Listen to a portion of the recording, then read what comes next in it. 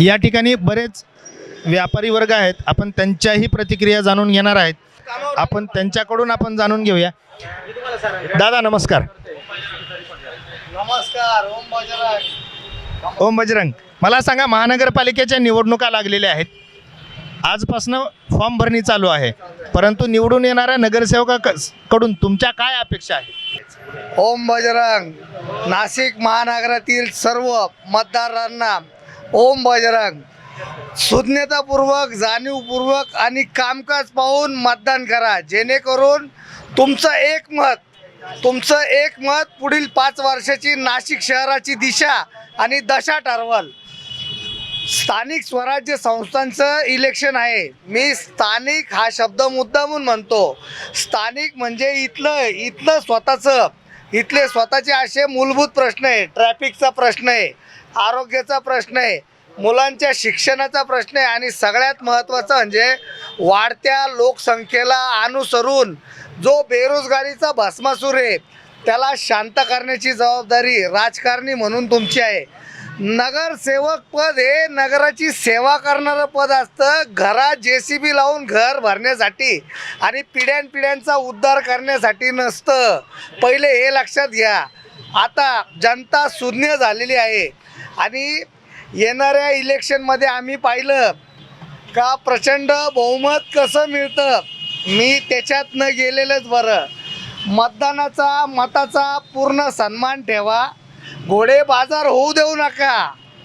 तुम्हाला काय वाटतं की प्रत्येक वेळेस युती असते, यावेळेस युती तर नाही आहे, नेमकं तुम्हाला काय वाटतं की तुमच्या प्रभागामधून कोण उभं राहील आणि कोण निवडून येईल? लोकशाहीने सगळ्यांना हक्क दिलेला आहे उभं राहायचा. त्याच्यात हौशे येतात, नवशे येतात, गवशे येतात. हाऊस म्हणून उभं राहणाऱ्याला फक्त एंटरटेनमेंट आहे. नवशे म्हणजे फक्त हे जुने झाले आणि मला नौका आहे, मी काहीतरी करणार आहे, हे पण उभे राहतात. आणि गवशे म्हणजे या सगळ्यांमध्ये आम्हाला काही भेटतं का?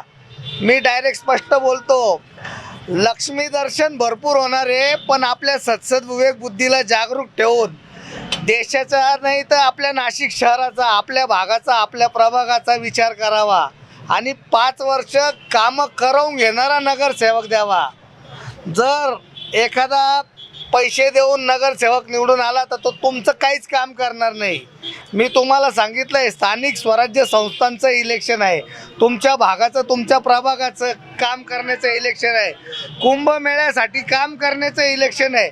कुंभमेळा म्हणजे काय, नुसते साधू संत येतील आणि डेव्हलपमेंट होईल असं नाही. तर कुंभमेळ्याच्या माध्यमातून तुमच्या शहराचं मार्केटिंग होणार आहे, तुम्हाला रोजगार उपलब्ध होणार आहे, तुम्हाला रोजगाराच्या संधी उपलब्ध होणार आहे, तुमच्या परिसराचा व्यापक आमूलाग्र असा बदल होणार आहे. तर तो बदल तुमच्या हितासाठी कसा राहील याच्यासाठी तुमचं इलेक्शन आहे आज. आणि हे इलेक्शन खूप महत्त्वाचं आहे. 8 वर्षापासून इलेक्शन झालेलं नाही आहे. करोनानंतर 2017 नंतरचं 2025मध्ये हे 8 वर्षानंतरचं इलेक्शन आहे. सत्सद विवेक बुद्धीला जागरूक ठेवा. लक्ष्मी दर्शनाचा अट्टा धरू नका. मतदार राजासारखं राहा आणि 5 वर्ष राजासारखं काम. स्थानिक स्वराज्य संस्थांच्या नाशिकच्या महानगरपालिका निवडणुकीमध्ये येथील मतदार हा खूप सुज्ञ झालेला दिसून येत आहे. यावेळेस कुंभाच्या पार्श्वभूमीवर लक्ष्मी दर्शन मोठ्या प्रमाणात होईल, परंतु मतदाराने सद्विवेक बुद्धीने मतदान करावे, जागृततेने मतदान करावे, कुठल्याही आमिषाला बळी पडू नये असे आवाहन एका नागरिकाच्या माध्यमातून करणार आहेत.